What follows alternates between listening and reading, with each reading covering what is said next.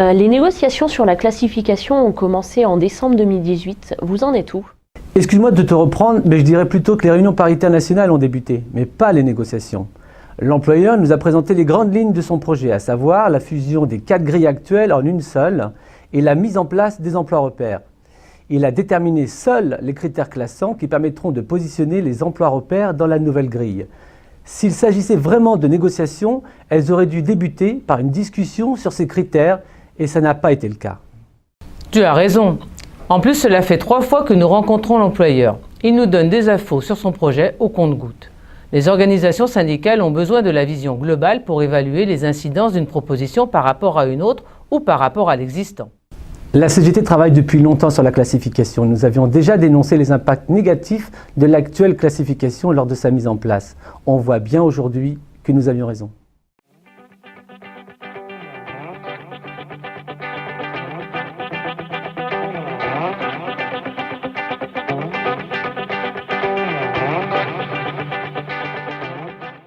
Pour la CGT, une classification ne doit pas pallier l'absence de mesures salariales générales qu'est la valeur du point.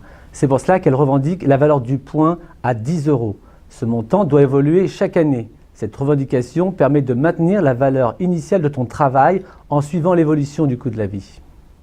Une classification doit permettre l'accès à un emploi dont la rémunération reconnaît tes qualifications et tes diplômes, un déroulement de carrière pour reconnaître ton expérience, tes qualifications acquises au fil de ta carrière. En effet, les formations internes doivent être valorisées.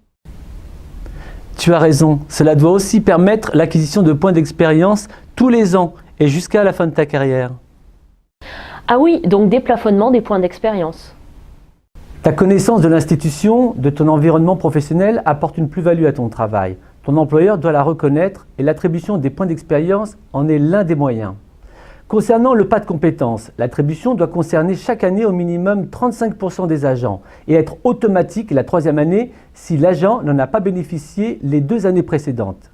La CGT estime que la reconnaissance individuelle ne doit pas se faire au détriment de la reconnaissance collective. Cette proposition de passer le taux d'attribution de pas de compétences de 20% à 35% est intéressante. Elle permet d'avoir une mesure automatique la 3e année et de laisser une possibilité d'obtenir plusieurs années de suite des pas de compétences. La CGT pense aussi qu'il faut donner les moyens aux salariés de changer d'emploi.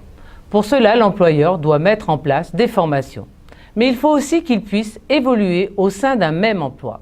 En effet, il maîtrise mieux son emploi aujourd'hui qu'il y a 10 ans. La CGT défend une évolution automatique. Mais pour imposer ces revendications, la parole et les arguments portés par la CGT ne suffiront pas. C'est seulement grâce à la mobilisation des salariés de l'institution que nous pourrons y parvenir. En effet, l'enveloppe de 80 millions dédiée à la classification n'a pas été donnée par le gouvernement, mais par les caisses nationales. Cela veut dire que les salariés peuvent obtenir une enveloppe supplémentaire auprès du ministère. Alors, mobilisons-nous.